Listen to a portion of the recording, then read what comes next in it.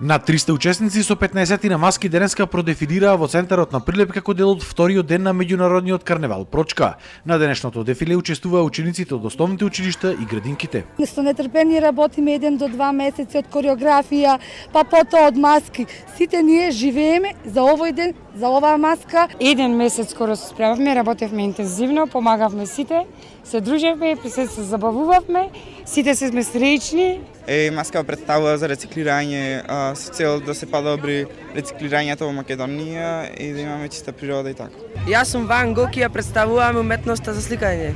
Ние сме овде слики и уметници. Денеска, освен конвенционалниот дел на фестивалот, за прв пат се воведе нешто ново, а тоа е така наречениот статуа фест или улична уметност со познати уметници од Европа. Нивната интерактивност со публиката привлече огромно внимание.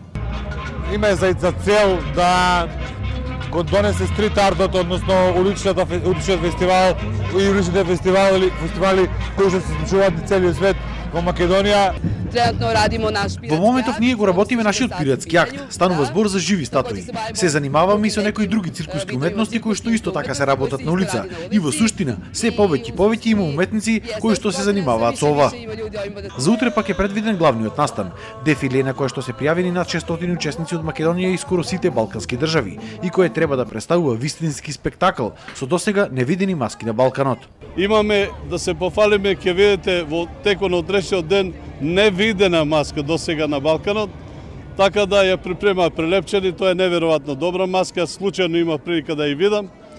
Најавувам една богата програма, најавувам едно голем број на луѓе. Граѓаните и посетителите ќе уживаат од учесниците што ќе бидат од поединечните групите маски, секако ќе има и драмски изведби, ќе има и нов дел, тоа е модерниот дел кој што ќе се изведува улична уметност. Доделувањето на наградите од двете дефилеа ќе се случи утре вечер на големиот маскенбал во 21 часот.